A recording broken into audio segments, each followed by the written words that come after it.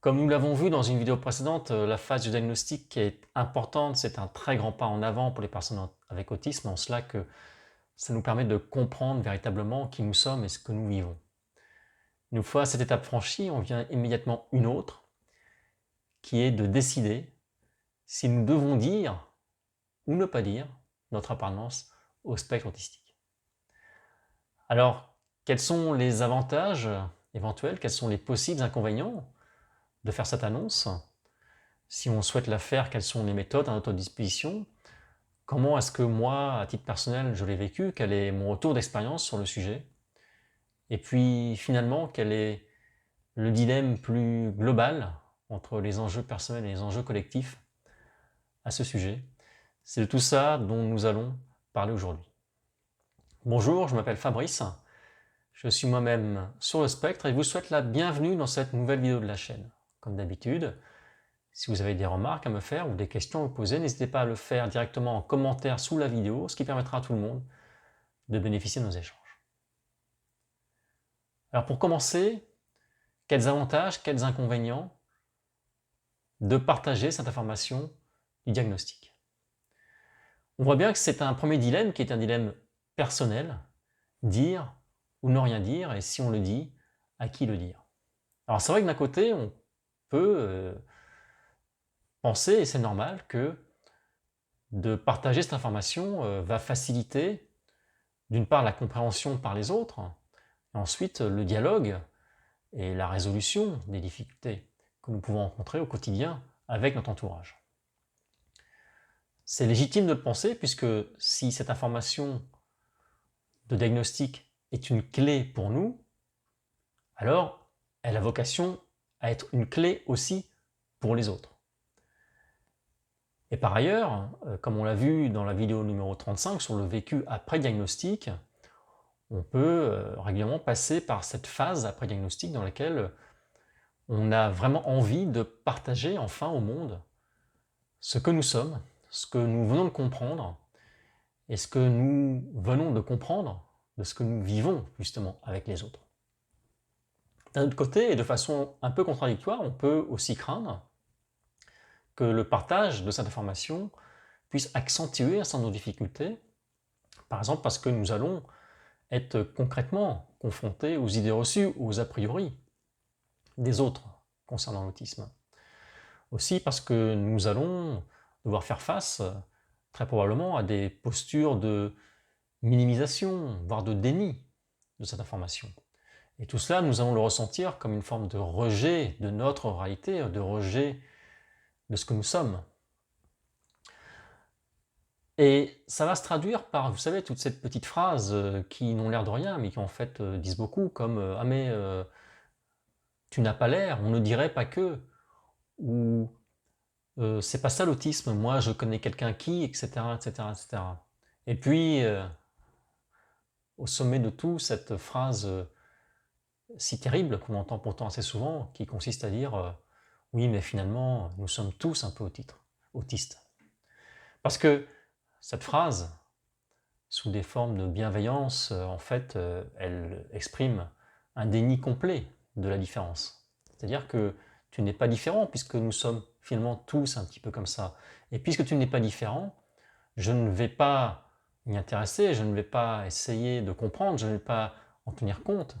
Et je te demande à toi de continuer à faire tout seul tous les efforts nécessaires pour combler l'écart qui peut exister entre toi et nous. Alors si malgré tout ça, on décide de communiquer, quelles sont les façons de faire qui sont à notre disposition? Alors j'en ai identifié 3 grands types, peut-être d'autres, mais je pense que ces 3-là recouvrent à peu près tout ce qu'il est possible de faire.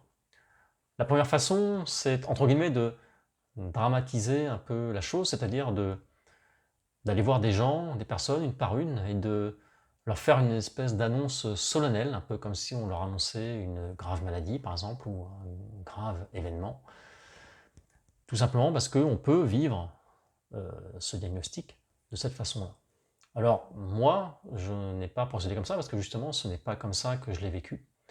Et donc, je n'ai pas eu envie, je n'ai pas trouvé nécessaire d'aller voir des personnes et de leur parler de façon spécifique de cette information. Deuxième façon de faire pourrait être de profiter de façon un peu subtile, un peu maligne de situations quotidiennes, c'est-à-dire de profiter justement de situations dans lesquelles peut-être il y a un peu d'accro, un peu de friction avec des personnes de notre entourage pour leur expliquer justement que ces frictions, ces mésententes, ces malentendus ont pour origine une différence qui s'appelle l'autisme et que cette différence, elle s'exprime par des différences de perception, de sensibilité qui justement amènent à ces frictions. Et il est possible que les personnes concernées reçoivent bien, dans ce cas, cette information parce qu'elles le recevront dans un cadre concret, vécu, qui va justement faciliter leur ouverture par rapport à l'information en question. La troisième approche est donc de rendre l'information publique à travers nos profils de réseaux sociaux, à travers des posts, à travers des communications tout simplement. Et cette information, on va finir par diffuser auprès de plus en plus de personnes. Certaines n'en tiendront aucun compte, resteront indifférentes. Et puis d'autres seront intéressées et viendront vers nous, nous poseront des questions, s'intéresseront au sujet. Et donc c'est aussi une façon finalement de mettre l'information à disposition sans forcément donner l'impression qu'on l'impose à des personnes qui ne seraient pas forcément prêtes à la recevoir, tout en laissant la possibilité à celles qui sont prêtes de faire preuve d'ouverture et de venir vers nous. Alors à titre personnel, comment ça s'est passé? Eh bien, comme vous en doutez, j'ai choisi la troisième option, puisque c'est celle qui correspondait mieux à la façon dont je vivais les choses sur le moment. Et donc, j'ai décidé de rendre l'information publique, j'ai décidé de le faire dans le cadre personnel, professionnel, et dans le cadre professionnel, j'ai décidé d'aller jusqu'à une reconnaissance de type RQTH. Alors, quel bilan est-ce que j'en tire aujourd'hui? Ce bilan, il est finalement assez décevant, parce qu'on se rend compte assez rapidement que la plupart des personnes ne savent pas quoi faire de cette information. Elles ne savent pas quoi en faire parce qu'elles ne comprennent pas ce que cela signifie, et même pour beaucoup, elles ne cherchent pas à comprendre ce que cela signifie. Et au-delà de ça, on s'aperçoit aussi que ces personnes sont souvent confrontées à un écart immense entre la représentation qu'elles se faisaient de l'autisme jusqu'à avoir cette information, et puis ce que nous, on leur en donne comme image. Et cet écart est tellement grand que finalement ça crée comme une espèce de bug et une forme de blocage qui conduit au fait que finalement ces personnes vont faire comme si elles n'avaient pas reçu cette information, parce que ça remet tellement de choses en cause, ça remet tellement en cause d'idées reçues, de représentations, d'a priori, que le chemin à faire est trop important et elles vont faire comme si elles n'avaient pas reçu cette information. Et donc implicitement, elles vont vous dire, écoute, voilà, débrouille-toi, mais pour moi ça ne change rien. Il faut être conscient que c'est d'autant plus vrai dans le monde professionnel.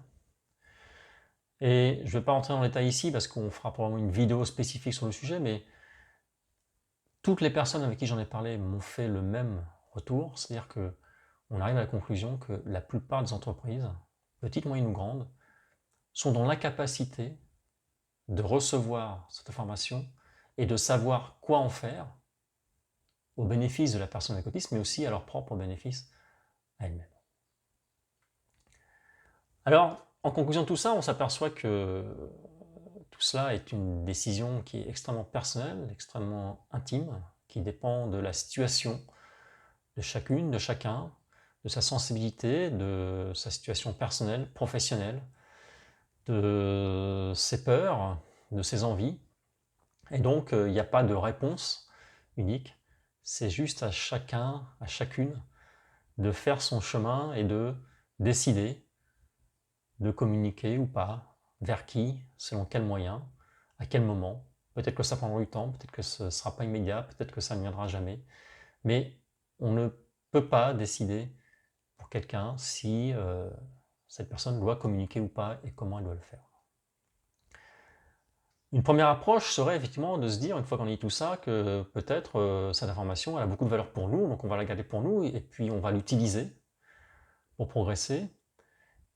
Par contre, on va rester très discret vis-à-vis de l'extérieur pour justement essayer d'éviter tous les inconvénients dont on a parlé.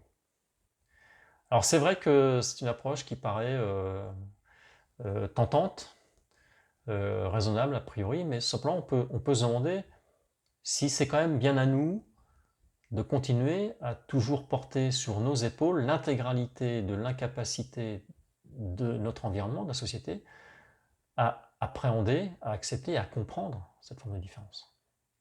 On peut aussi se demander si le simple fait que dire l'autisme, si c'est un problème, alors c'est pas nous le problème. Si dire l'autisme est un problème, ça veut dire que c'est la société qui nous entoure qui a un problème à reconnaître, à accepter, admettre l'existence de cette forme de différence et à chercher à la comprendre et à chercher à en tirer finalement le meilleur pour les personnes concernées et puis pour l'entourage et puis pour l'ensemble de la collectivité. Et finalement, c'est là où intervient le fameux dilemme qui est plus global entre les enjeux personnels et les enjeux collectifs, puisqu'on voit bien au final que comme pour d'autres différences avant celle-ci, on voit bien que c'est finalement le fait que de plus en plus de personnes s'expriment sur le sujet et fassent entre guillemets leur coming out qui obligera la société à voir que nous sommes nombreux, que nous sommes partout et que finalement cette différence, elle doit, comme bien d'autres, être acceptée, accueillie et comprise au bénéfice de tout le monde. Et donc, on en vient à la conclusion qu'il faut, au final, il faudra que beaucoup de personnes acceptent, entre guillemets, un risque personnel pour atteindre un bénéfice collectif, ce bénéfice collectif finissant au bout du chemin par devenir un bénéfice personnel pour l'ensemble des personnes avec autisme. J'espère que cette vidéo vous aura à nouveau aidé à mieux comprendre le vécu des personnes avec autisme, vous aura aussi aidé dans votre cheminement personnel. Je vous remercie à nouveau de me suivre et je vous dis à bientôt pour un nouvel épisode.